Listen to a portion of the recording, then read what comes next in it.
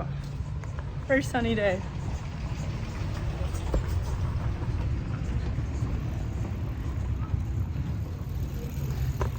Very sunny day in San Cristobal, Casas. I feel like this is so close to my face.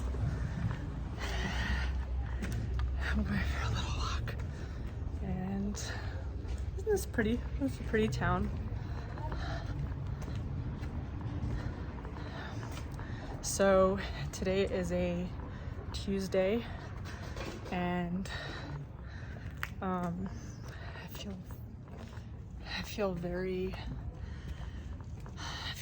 like not myself. I feel like not my best, kind of tired. I'll show you where I'm headed. I feel like I'm not my best. Like I'm tired and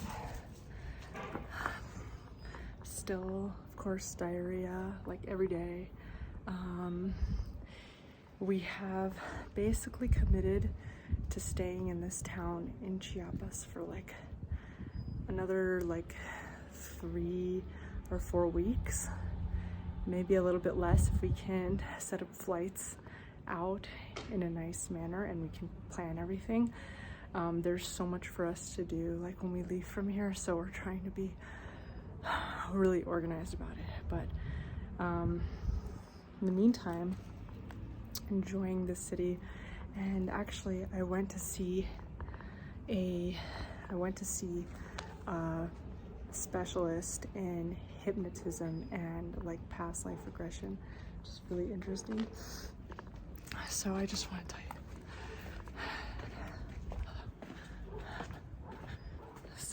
I just want to tell you guys about it a little bit. It feels kind of weird to talk about it in public. This is where I'm walking.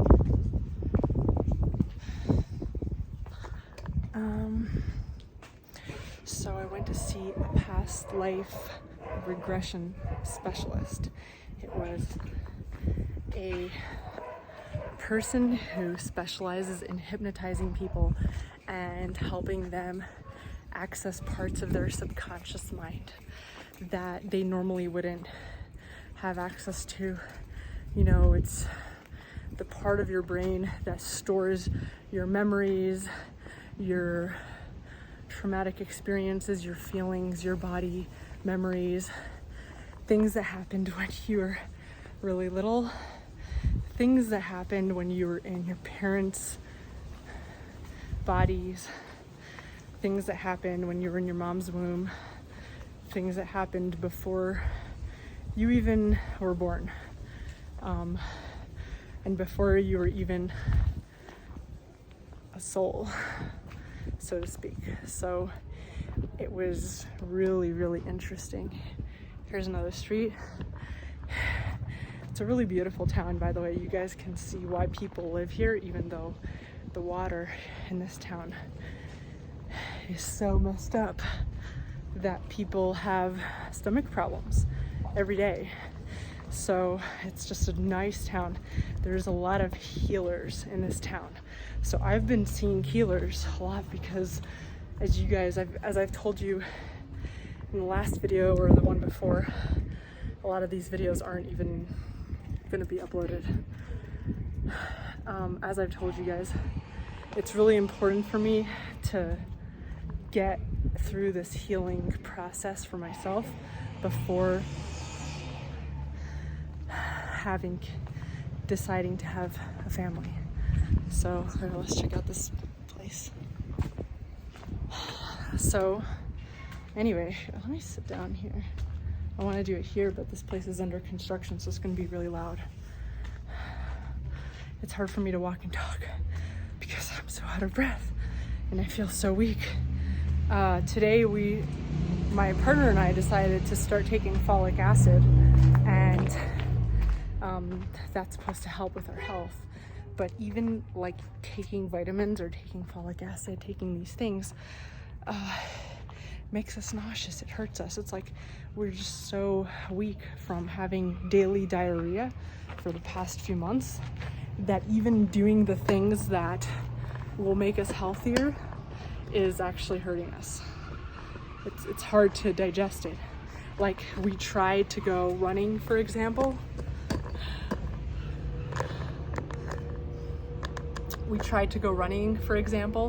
And the few times that we tried, like maybe 2 or 3 times that we tried going running, we were like so out of breath. One time I threw up in my mouth. It was like, I went to do yoga, threw up after yoga, or diarrhea, stomach problems. It's just really hard. By the way, check out this view. How beautiful is that? It's just really hard to heal when you are still in the thing that is making you sick.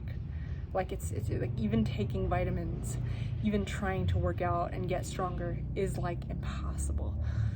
So that's where we are. We're in this gorgeous town that makes us sick because the bacteria here is so, even though like people tell you that you shouldn't drink the tap water when you travel, we've been drinking the tap water. I literally eat from the floor. I can handle most things at this point. Like, we've been traveling a lot, but this town is just so unique. And I actually met someone here that's from here, and she was like, when I travel, I don't get sick anywhere because there's no place in the world that I've been to where the bacteria is more fatal than the bacteria here. So that's just really interesting. So anyways, I just want to tell you guys about this past life regression thing that I did. It was insane. Like, so it was 4 hours long, and it was a friend of a friend that we met here. I went to her studio where she does it. There was like a bed and everything. She first sat me down and she like asked me to just tell everything that I know about my life. And I basically just like told her everything that happened, everything that I know about my parents, my life, everything, as much detail that I could give. It was really long, and then she wrote down some of it, and then basically I laid down on a bed, and I'm like giving you like a rough like summary of what it was. But basically, like, my goal with this past life regression thing was I feel like I'm in constant survival mode. Like, my whole life I've been constant survival mode, constant fear. I want to become more confident. I want to just do whatever I want, be more confident, have a life. I want to have a family. I don't want to be sad. I don't want to be angry. I don't want to be scared. Like, I just want to be at peace, happy. I want to love myself. I want to love easily in my life. And I just want to unlock myself, unlock all of my potential, and I want to stop feeling limited by the fears and the scary things that are like in my head. So the first thing that I did, obviously you guys know, was that human design reading, which I recorded and put online. Human design reading analysis with Francis Cassidy, which a lot of you guys already saw. That's basically where someone looks at your it's a special science. He looked at my birthday, he looked at where I was born. He basically like mapped out who I am, my personality, limitations, everything, and he put it on a graph for me to look at, and like basically told me like what I should be focusing on, things like that. That was really helpful. That was like my start of this whole healing thing while we're here. You guys want to check it out, I'd highly recommend it. That was the first thing that led me in like a really great direction, and you guys have a discount code if you want to use it. I think we said 30% off, and it's in the link below. You just give him my promo code Pardes if you want to get that discount, and you want to have your own human design reading. It's about 90 minutes long, and really, really, really can be very enlightening. So that was the first thing I did. Obviously, I do yoga, I get massages, drain my lymphatic system. So those are things that I do. So then the next thing I did is this past life regression, and it was very interesting. Like, basically, so after I told her everything, told her everything about my life and everything, and then there was the hypnotism part. She basically just, essentially it's a led meditation. And so it's basically a led meditation where you lie down on a bed.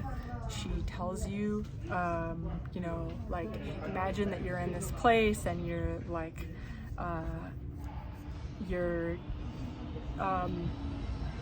going up in a cloud. I don't know how to do it, but she gets you into, my God, I'm so distracted by this place. Let's walk a little bit.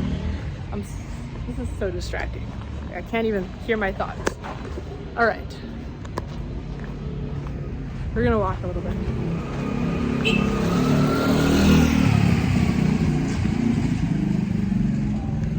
Oh, look, there's the church right there. Maybe we'll go there. So she basically sits you down, lies you down, and she starts hypnotizing you. And her goal is to access your subconscious, to ask your subconscious all these questions, because all the answers that we have for ourselves are in our bodies, essentially. Everybody, you're basically born with problems and answers. So you have problems, the answers are inside of you. And the reason for that, the logic behind it, is that there's nobody on the planet, including your mom and dad, including the people that brought you into this earth, there's nobody that actually knows better than you what you need, because there's nobody that has been in your mind and been through all the experiences as you have together with you.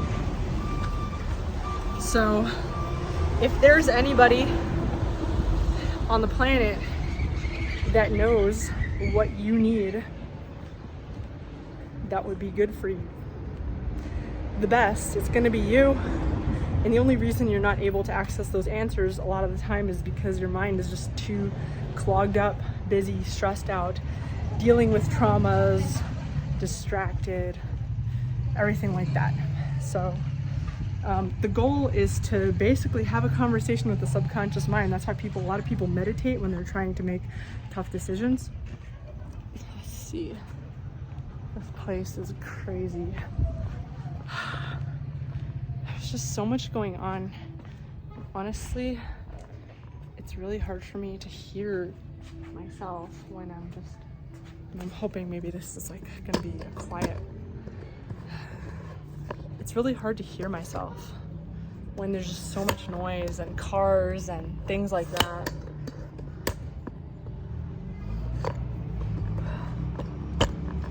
So anyway, so I went in there saying yeah, I feel like I'm stuck. I feel constant panic mode. I feel like I'm not so confident. I want to unlock all these things. And she did this whole meditation with me where I went back to my childhood. I revisited a lot of scenes in my childhood. And I even went back to my parents' childhood back in Iran, and I revisited my parents' childhood, what's basically in my mind, my parents' childhood. And I even had conversations with my parents, my grandparents, my ancestors, and it was so cathartic. That's the word, cathartic. It was I saw myself, I went in there saying, yeah, why is my dad like this, or why is my mom like this, or why is my grandfather like this, or whatever. And then I went there in the scene, I visited them, and I got to know them when they were younger and became basically like their friend, and I had a conversation with them. And it was actually really nice, and I hugged them, I told them I love them, and essentially in my conversations with them, with their young selves, I commiserated with them, I empathized with their struggles, and I told them, I understand that you're struggling and you're having these issues, and I just want to say that I love you and I feel for you, but also this is me. You know, you're basically dealing with you. This is so loud.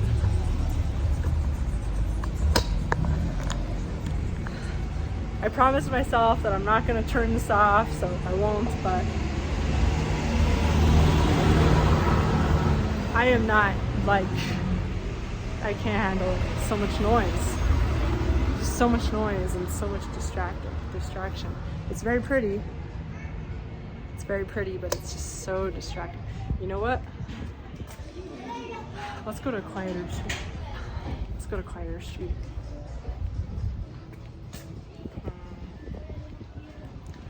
Let's see if we can find a quiet spot. Actually, let me guys take you to the church area.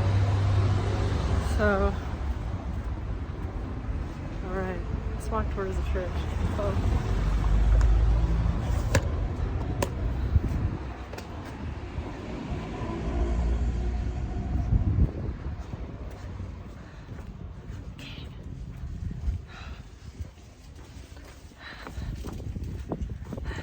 Every time it gets quiet, I feel very excited.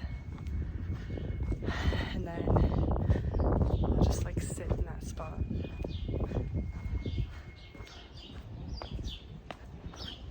And then it'll get loud again. I don't like that. I don't like loud. Okay. So I think where this is gonna lead is the Santo Domingo like flea market. There's a flea market nearby it's a huge church. It's very pretty, and there's like a lot of vendors selling different things. A lot of people are making things to sell on the spot, and it's really nice.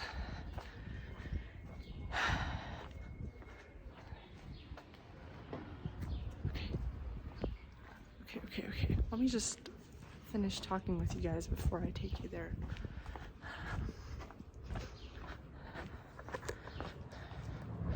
All right, take 100.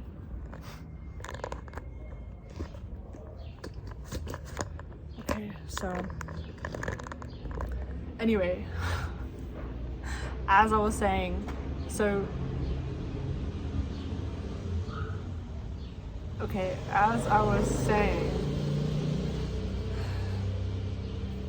she basically led me to, I mean, I in my subconscious, those were like what I was trying to resolve. It's like you trying to resolve your feelings. So you trying to resolve certain things. It's really whatever you want in your subconscious to go, to where you want to go, what you want to do. So I decided in my subconscious to go and visit my childhood, visit my parents and my ancestors, and basically talk to all these people and say, like, you guys lived in a certain way, you guys lived in Iran, in your village or in your town, you lived in a certain way, and then you know, and then I lived a certain way growing up as a little girl in LA, and basically empathizing with them and loving them, and at the same time letting them know that, you know, I have a life now, and that life is going to be a little bit different, and it's going to be the way that I want, and making peace with that. And another thing that came up a lot in my regression was drawing boundaries. So one thing that I went into the regression asking, a question that I had was like, I just want to know, why am I so sad all the time? Why am I so sad? Why am I so fearful and so full of rage all the time?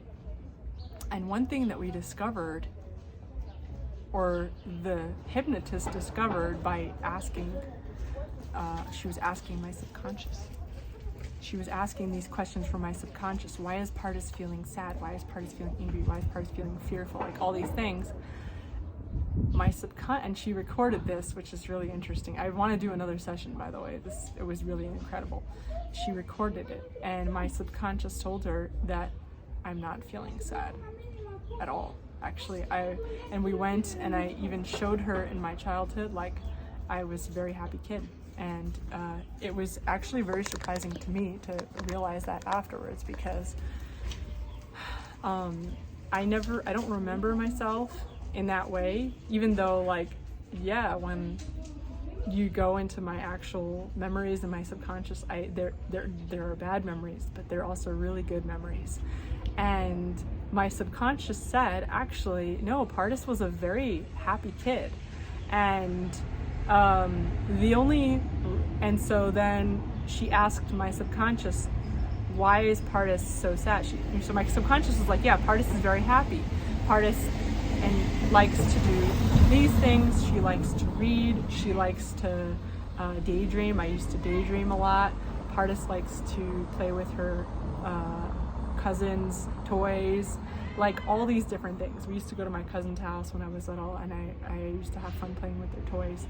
And like all these little things. Pardes likes to go walk around the neighborhood. So she asked my subconscious, why is Pardes sad? And my subconscious said, Pardes is not sad. Pardes is actually very happy. So the hypnotist said, so why is Pardes isn't sad? And why is Pardes having all these negative feelings? What is it coming from?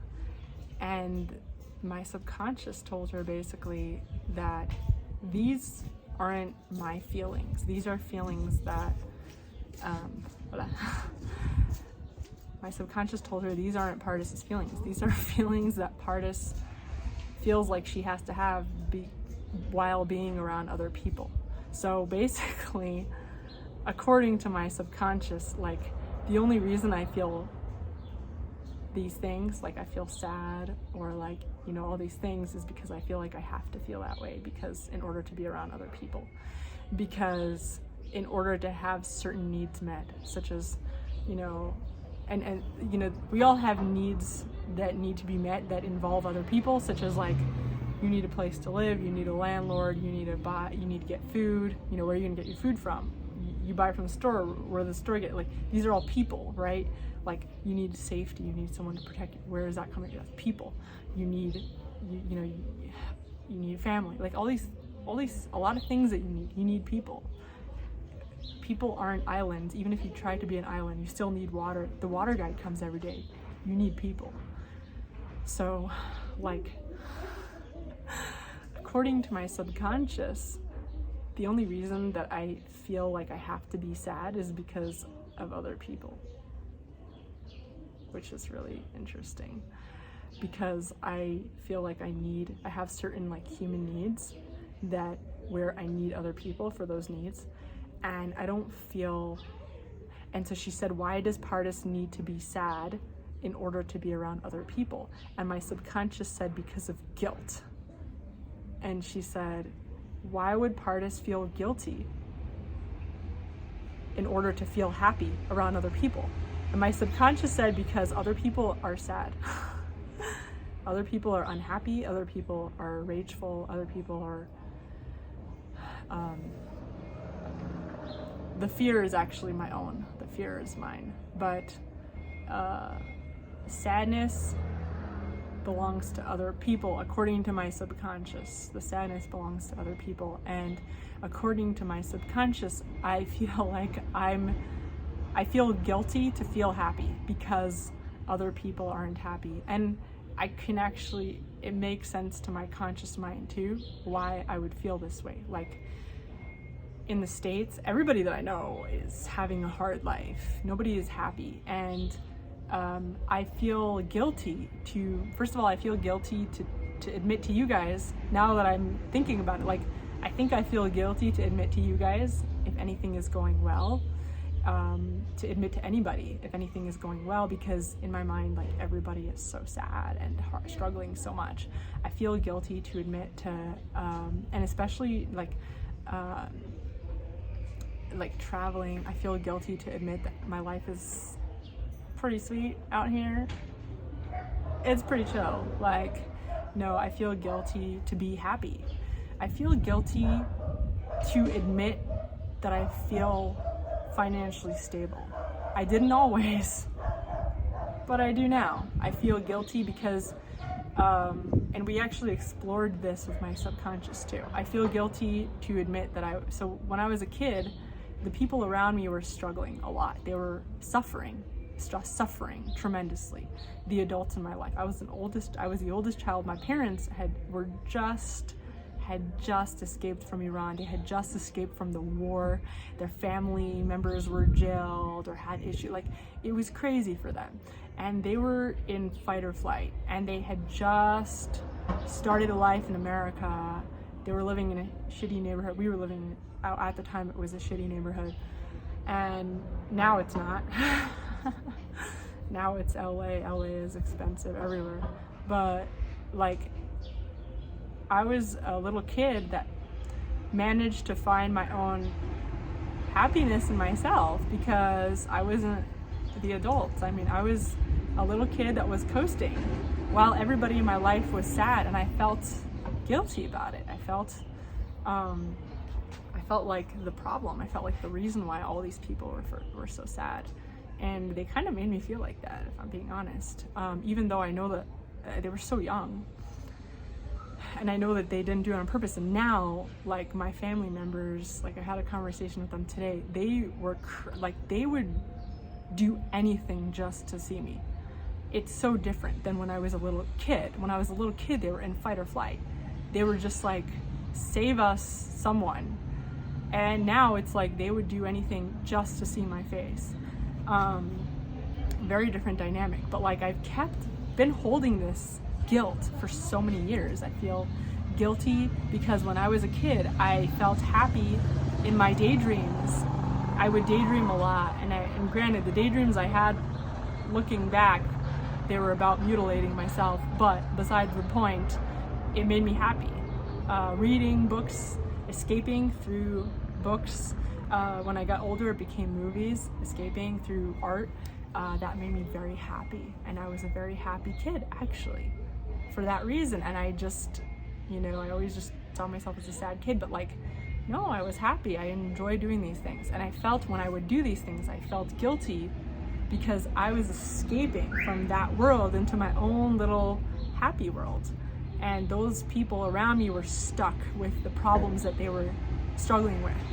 And so now as an adult, I feel the same thing. I feel it's really hard for me to meet people that are struggling. It's really hard for me because I assume guilt and responsibility for their problems. Everybody that I have met through, not just my partner, like the families of every single person. Sorry. See? Okay. No. Yeah, every single person that I have met through any of these people that I've met through, anybody that I've dated or anybody that was related to me in any way, as an adult, became a problem for me because immediately, especially if you're in any way related to me, my instinct is to immediately see all of your problems as being my problems. Even if you don't tell me, just by you in any way showing me that you're struggling, I have been basically attuned to that. But okay. So essentially what we realized in that was that it's just impossible.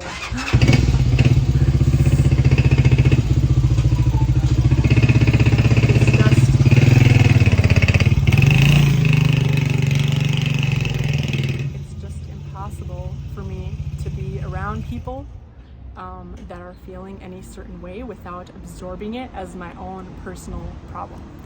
And if you're having financial difficulty, I feel like that is my problem. I feel like that is my responsibility, even though it's not. It's your problem, it's your responsibility. You know, your life is your life, my life is my life. But there's a very blurred boundary, and we discovered this all through my subconscious, like, you know, me finding out that there's any issues in the lives of my partners, family, and friends. Oh my God. If you're having financial difficulty, if you're having relationship difficulty, if you're having any kind of problems, like, I can't be in any way connected to you without feeling guilty about that, even though it has nothing to do with me. And the thing is, people sense it. People sense that you have this burden, feeling of burden and guilt and responsibility, and they intuitively place their blames and burdens on you, even though you have nothing to do with it, because you've been walking around your whole life looking at yourself as the problem, as the person carrying that burden. And it was just so fascinating. Like, in my hypnotism, I basically had a conversation with all these people, and I said, hey, I know that you're struggling, I know that you're suffering, I hope that you get better, I hope that your life gets better, I hope that everything becomes okay. But now it's time for me to say goodbye. Now it's time for me to part ways with you. Goodbye. You end where you end, where you and your choices and your life and everything about you ends right there. And now I start here. And I have to say goodbye to you, because I cannot be in the same place as you anymore, because your problems affect me too much. And that was the conversation I had with all these people, these relatives, people that were related to me, my ancestors that were living in Iran, in the mountains, in the villages. I had conversations with all these people, and I told them I love you so much. I love everything that you've given me. I love the DNA that you gave me. I love the culture, the heritage that you gave me. I'm going to cherish it. I'm going to do the best that I can with it. I'm going to carry the bloodline as best as I can. If I can, I'm going to do that. And I'm going to do the best I can with everything that you gave me. But I have to say goodbye to you, because I can't continue on and carry the bloodline. I can't do all these things with all this emotion that I feel when I'm around you, because I feel so overwhelmed, and with the burden and the responsibility and the incredible amount of guilt that I feel. And you know, when I meet family and relatives, when I meet anybody that I work with, I feel this too. I feel this with all humans. I feel this with anybody that works with me or for me in any way. I try a lot to just completely try not to engage with them in any emotional way, because until I heal this part of me, I'm going to constantly be carrying the burdens and the negative emotions of other people, and I'm going to, it's instinctive until I learn how to, like, subconsciously set these boundaries very straight. When you meet me, you're going to automatically start blaming your problems on me. This isn't something new for me. This is my whole life. And people have been, you know, if I'm walking in the street, and this is something that has been hurting me, because I will try to make myself small, so that it doesn't happen, because it's like when I was single, or even if I'm not single, like if I'm walking in the street, and so like I didn't get particularly dressed up today, but I used to get dressed up when I used to go out, especially when I first left the religious community.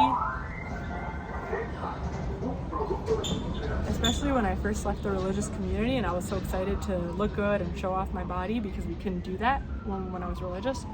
I used to go outside and I used to get dressed up, and I wouldn't even wear like such skanky outfits. I would just look pretty, put on makeup, get dressed up, and go outside. People would friends, women, would blame me when their man looks at me. People would blame me for everything. People would blame me for being Jewish. People would blame me. I was poor in DC. I was poor. Like, I was getting paid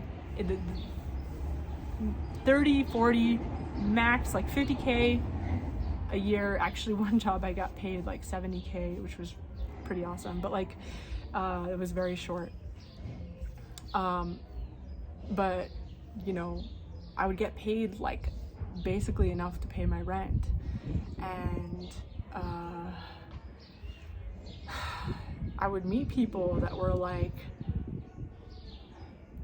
they would get paid like way more than me in their jobs, but they still would come and almost, it felt like they were blaming me for their financial problems. They would tell me about their financial problems, but then they would also at the same time insult me. Like, while they were saying it, they'd be like, you would never understand because you're privileged. I've heard that I'm privileged so many times because I'm Jewish. This is so crazy to me, because if you knew about my background, if you knew what I went through as a child or what my family went through, you would never even dare to say that. But I had people saying that to me, white people in America, a lot. In DC, they would say that, and it really felt almost like they were blaming me for their financial problems. But it wasn't just that, it was happiness. I remember when I was in high school, this girl was crying, and I went up to her and I was trying to comfort her, and I was trying to comfort her while she was crying, and she pushed me away, and she was like, you would never understand. You're always so happy. You can never understand my pain. Get away from me.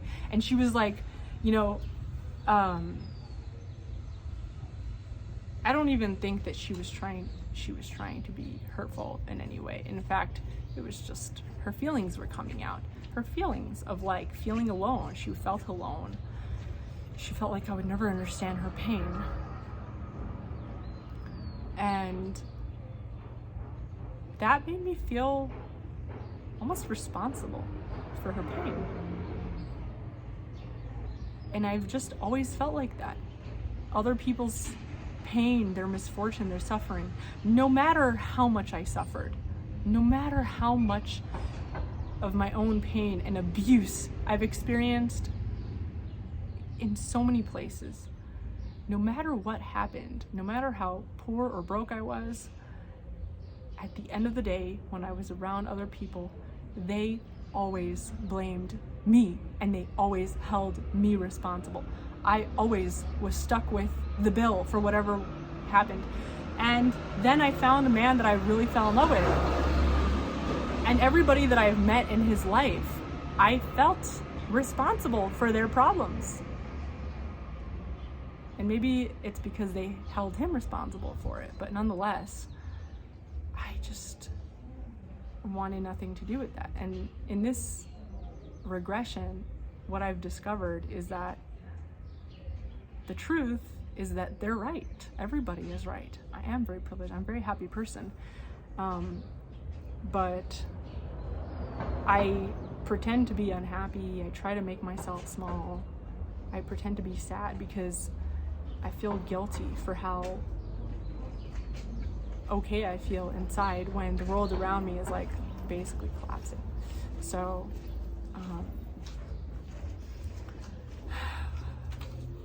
another thing I discovered in my regression was that it is actually my job to stay away from people.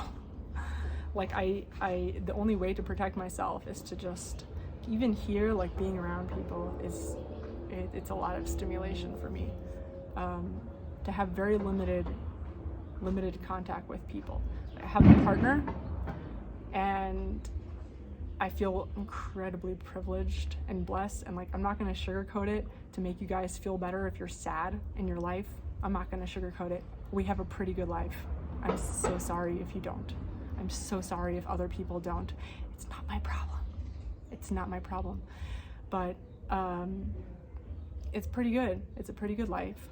But I told him, like, if we're gonna do this together, you know, I need to be like extremely separate from anybody that he does business with, anybody that he's related to, anybody, like, I need to be completely separate from all of that, because it's not my job. I'm sorry if your life sucks, dude. You know what, like, my life could have sucked too, but it didn't, because I stayed far away from people like you. You know, you stay in a place where everybody's life sucks, your life is gonna suck. My life sucked too when I lived in the States. If you're in a place where everybody is sad and everybody is suffering and struggling, you think you're gonna be happy? You think you're gonna be okay?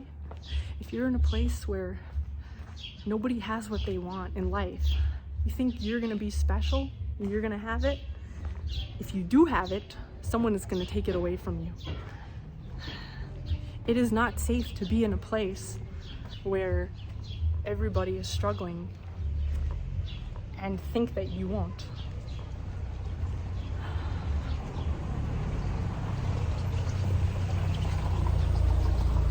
Honestly, I don't feel like going to the the Santo Domingo flea market. I'm just gonna keep walking around here.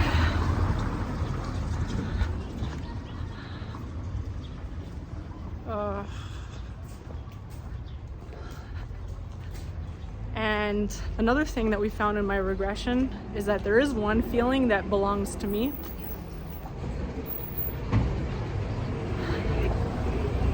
There's one feeling that belongs actually very strongly to me and is mine, is in my heart, and that's fear. Like, my whole life I've felt this, and the hypnotist suspects that maybe this might be something that is ancestral.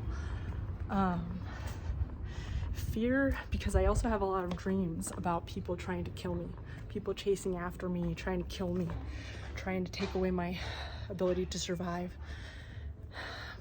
I've had this my whole life, and I think that the fear also attracts that energy.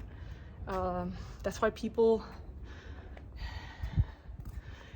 even in my most brokest, darkest days, people always assumed that I had money, that I was hiding, because I have that personality, I have it in me. Hiding, fear, someone's gonna come and get me, get my money, get my ability to survive. I have it in my blood.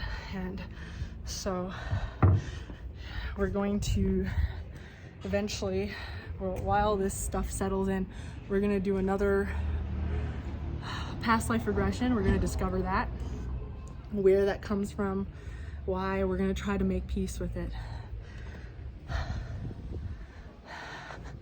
We're gonna try to make peace with the panic, the fear, and hopefully those dreams might go away too. The dreams of people coming after me, running after me, trying to kill me. And yeah, feels really good. It feels very optimistic. And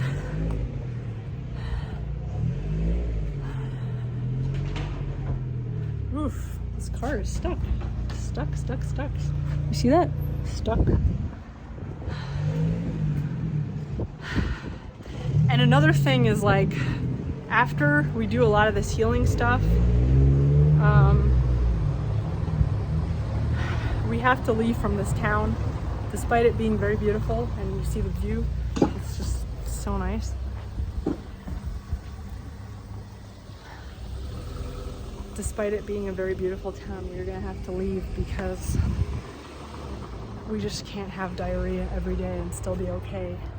And it's like, yeah, you can drink the tap water, you can drink only the bottled water. Like, there's a guy that comes by every day with a truck full of clean water. He brings it to your door. So we've been doing that. We've been getting clean water from the water guy. We call him the water guy. His name is Nayo. And we've been washing everything in that clean water. We've been using iodine to wash the fruits that we get. But it still doesn't take away everything. Like, a lot of the crops are grown in this very dangerous water for us. And the people that are from here, they're used to it, but like literally everybody else is getting hurt from it. And it's like, we just can't keep working, we can't function, we can't be mentally stable every day when we are dehydrated. Even making this video, I'm just out of breath all the time. It's too much to handle. So gonna do that.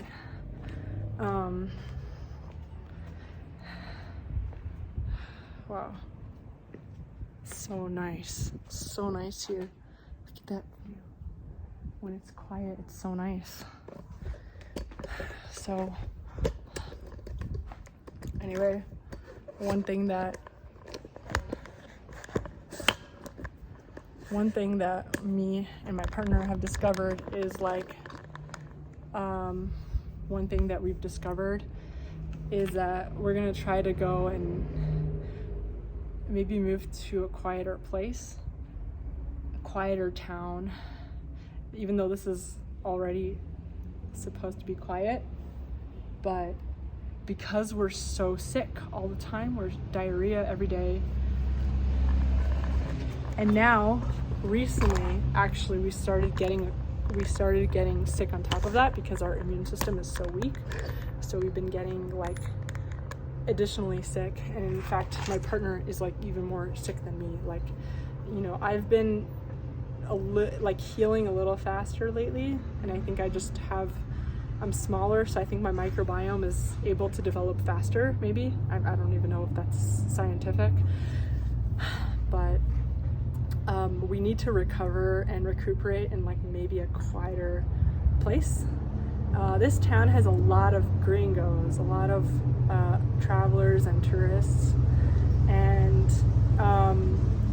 I also feel a little bit uncomfortable with that. Like,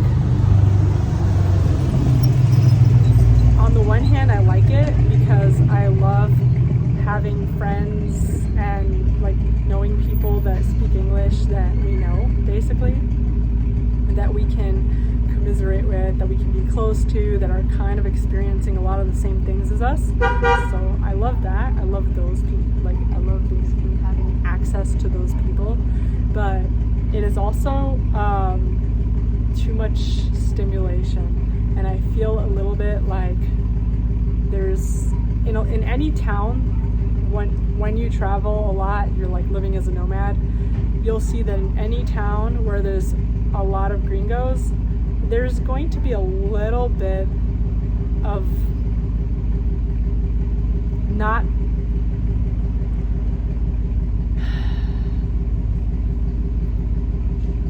I hate to say this, but not the best service, if that makes sense, because gringos will pay a lot and not think about it. I'll pay a lot of money for things. I'm talking about myself, like compared to a local, gringos will pay much more and think that it's normal. So like when you have an influx of gringos in a town, there isn't really a very high incentive to provide like the best quality service, like to like compete for your business, really. And I'm just very picky, you know. I'm very frugal with my money. I'm very frugal. I'm very like, I don't, if you give me $100, I will spread it out over the next few months. And that's how I am. That's how people think I'm privileged, because I just know how to live a better life with my money. So, and I know how to invest.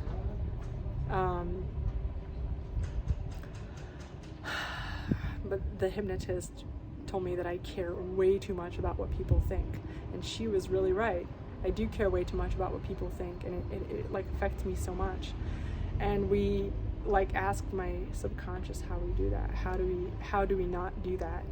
And a lot of it is, you know, like how do we basically stop caring about what people think and start being confident?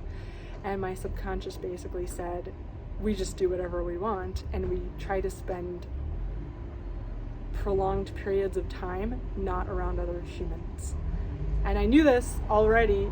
This part, my subconscious basically just confirmed that I knew that I need to have a lot of time alone with myself, not around other people, and not around, and also practice doing whatever I want.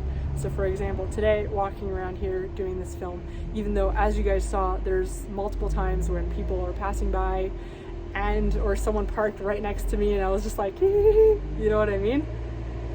I'm practicing on camera, you know what I mean? But there's a lot of videos that you guys aren't even seeing. So, whatever. Hopefully I never have to see any of you guys. So it won't matter. Yeah. And at the end of the day, like, we all are born alone and we all die alone. So, like the hypnotist was saying, like, just think about how many people there are in the world, and just think about, like, there's like 8 billion people in the world. Is everything that you do going to be palatable to all those people? No. Are they gonna like you? No. Can you even please them? All those people? Like, even if you tried to please all those people? No. Even if you were to say, you know what? I want to try to please all these people and therefore I will kill myself. They still won't all be pleased. There's going to be some people that are going to be really sad if you kill yourself because of the potential that you might have on this planet to do something that would benefit them. There might even be somebody, if you're single, there might be even somebody that would die without you in their life. There might be somebody that is so lonely without you. There might be somebody that is waiting to start a business with you. There might be somebody that needs you. So at the end of the day, you gotta do what's good for you and just be okay with the fact that not all or any people, honestly, not all people would be happy with that. That's okay. And that's something that has been really hard for me to accept. For me, like, being with my partner came with like an incredible guilt factor, because it's like every single person I met in his life wanted him to be near them, wanted something from him, and I felt responsible for that because I felt like I was spending all this time with him, and I felt like, I was like keeping him away from those people in a way, his time. I was taking his time and away from all those people, and I was constantly trying to push him away and saying, like, I get that you want to spend time with me, but like, you should go and hang out with like your family, your friends, your this, your that, like your employees. All these people were mad at me anyways for some reason. Like, I still have no idea, but like, all these people, but like at the end of the day, it's not my job, it's not my responsibility. And the fact that I even had that personality made them do it in the first place, like made them even feel that way in the first place. So, anyways. Oh, okay. So, I just feel like it's my job to, if I'm doing this for myself, I really feel like it's my purpose to just keep sharing with you guys, even if everybody that watches this hates this. I don't care. Even if you hate my face, like, you wouldn't be watching this. I don't even know. Why would you even be watching this if you hated it? Like, give me a break. But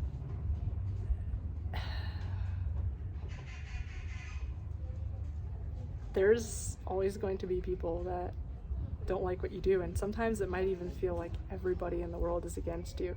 And that was so sad. The hypnotist was talking to my subconscious, and as a little girl, she was talking to the 6-7-year-old version of me and saying, why is it bad if other people know that you're happy? And the little me was saying, because if I'm happy, then other people can't be happy. If I'm happy, other people can't be happy. Isn't that crazy? Like, deep down, I've always believed this, that if I'm happy, and that's why I feel guilty, and that's why it makes people feel unhappy, because when they see me being happy, it also comes with the energy, because the energy I'm putting out is that if I'm happy and if I have what I want, if I have the guy that I want with me, if I have the life that I want, if I have the things that I want in life, the energy that I'm giving to the universe by feeling this guilt is a guilty energy, and they intuitively feel like I'm doing something wrong. When you're guilty all the time, there is no like justice in the sense of the word. Like, reality is really whatever you put out in the universe. In most cases, like, reality is basically what your brain is translating as reality. So it's like you can basically cause people to believe that you're guilty of a crime that you never even committed, just by feeling guilty, just by walking around with your head down, like you did something wrong. You're like, I didn't do anything wrong. I didn't take anybody from anybody. I didn't do anything. I didn't. But I just walked around with this guilt, because it's in my bones, because I felt like that. I was been raised to feel like that my whole life. To feel guilty for things that had nothing to do with me. You know,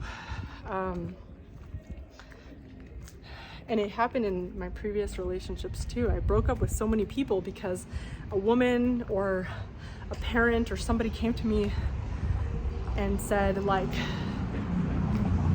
they had an issue or something that they wanted from that person, and I immediately was like, oh my God, I don't want to be encroaching. I'm going to exit the situation. Which honestly has been good for me. Like that personality that I had. Ooh, how beautiful is that? It's another church. It's a different one than the one that we saw earlier. This personality that I had of always exiting a situation whenever there seems to be like a threat or a problem, that's really good. That's really good, and it's really served me. But I feel ready to like tell the world, like, okay, now it's my turn to do whatever I want, and now it's your turn to like get out of my way. And don't even talk to me. And the other thing I've really discovered is that people can have whatever they want. Most of the time when people, like, you know, people will come to me and say, like, oh, I'm having this trouble, I'm having that trouble, I'm having this financial thing, I'm having this thing, like girls or guys aren't looking at me or whatever it is. And they'll say whatever the trouble is, and I'll look at it and I'll be like, oh my God, like, why don't you try this thing? Because to me it's so clear, just here's solutions, and I'll offer solutions. And immediately when I start offering solutions, it makes people kind of annoyed, because they're like, well, I don't really want to do that thing that you said. So what do you want me to do? That people at the end of the day, like, one thing that I've realized is that when people complain, they're just releasing energy, and that's okay. It's okay to release energy, and it's good. In fact, you need to connect with people and not feel alone in your problems. My brain, because of the guilt factor, my brain has always taken it to mean, you need to save me. And so I'll try to save the person with like what I would do to fix the problem. And I've written a whole book about it. It's called House Hackers Anonymous. You'll see in the description. It's literally a whole book of like how to basically get yourself out of any situation and basically like fix your life. And you want to have my grand life if you're wanting to live my life, which most people actually, when I tell them about my life, they're like, I don't really want to live your life. Even, which is so crazy to me, because I'm like, oh my God, my life is awesome, and like everything I have is so awesome. I'm like, oh my God, my finances feel awesome. Like, I feel so safe now, finally. I feel so stable. I feel like I can do whatever I want. I feel like I can have a family now, like all these things. And when I actually tell people about it, they almost get annoyed, like, oh my God, like I don't want to do that. I don't want to live in another country. I don't want to move. I don't want to say goodbye to all my friends and family. Some people do. I don't want to do house hacking. The book is called House Hackers Anonymous because it's all about like going from not having any money, if you're in that position, not having any money, to being like a real estate investor, to traveling the world, all these things. But like a lot of the things that are in that book are very straightforward. To me, it's very easy and simple, and like, oh my gosh, it's like a secret. It's a book full of secrets and it's full of hacks. But a lot of people don't want those things not because they're lazy, but because, you know, what even is lazy? They just don't want it. You have to live a life that you want. And in this, like, my healing journey of learning how to be around other humans, I've been discovering about myself that like not everybody wants what I have. Not everybody is trying to take away what I have. Not everybody, you know, and when I walk around with that kind of energy, it actually attracts the kind of people that do want what I have and want to take it away. But like, not everybody is like that. Accepting the idea that just because people are struggling and having a hard time, it doesn't mean they want what you have. It doesn't mean that they want to take away what you have. It doesn't mean that like they're even mad at you. They just need to release energy. And I need to release energy too, like everybody does. Anyways, let's walk a little more. Let's walk over there.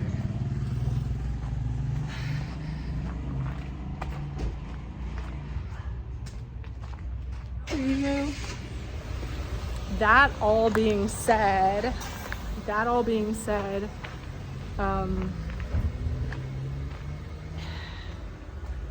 it is pretty cool to not be living like everybody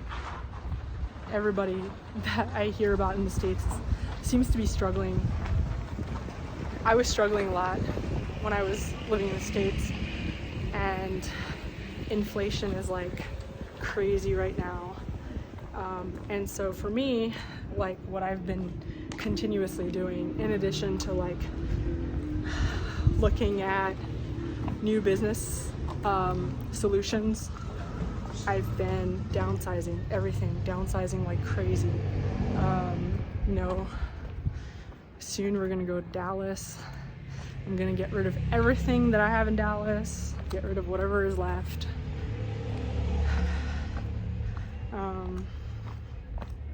I'm going to show you my view walking down this hill. I'm basically gonna get rid of whatever is left and try to live on as little as possible.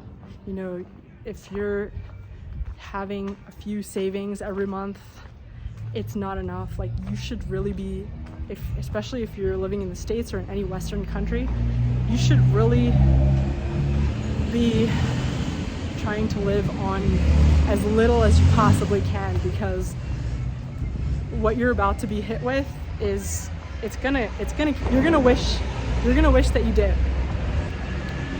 And I'm not prophesizing, I'm just stating the obvious. I don't really, if you're feeling like in any way squeezed, you're not really investing. If you're like a 9-to-5 worker, especially, you're working, you don't have a business, you should really be living on as little as you possibly can. And if you are going to live in like a nice place or house or whatever, you should be house hacking, like I say in my book. I don't understand. If you're not, you're living on borrowed time, basically. It's not really sustainable.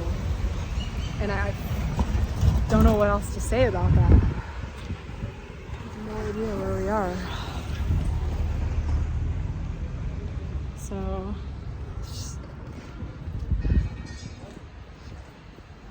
yeah, that's all I have to say about that. but I hope you guys are having a great day. I'm gonna keep you updated on my whatever we do, where we move next, what we do next. Right now we're just like in a town that is awesome, and we actually are really sad to say goodbye. We're very sad to say goodbye to this town because it's really served us. Our friends here have been really incredible. And I know I talk about not being able to be around humans, but these humans here are like unreal. Everybody is so healing oriented. People are so intentional. People are so easy to be around. A lot of them are in a very similar situation as us, transitioning, starting new. So I feel very blessed to be in this position. Here. This is it. This is where I was earlier. And I think this is the steps that I went up earlier. And I don't know if you guys saw that, but there was a homeless looking gringo. There's a lot of homeless looking gringos here. And it's kind of sad, actually. Homeless looking Westerners just sitting on the side of the road. They look like they're on drugs or something. We're gonna see more of that soon. Hopefully not, but see you guys. Bye.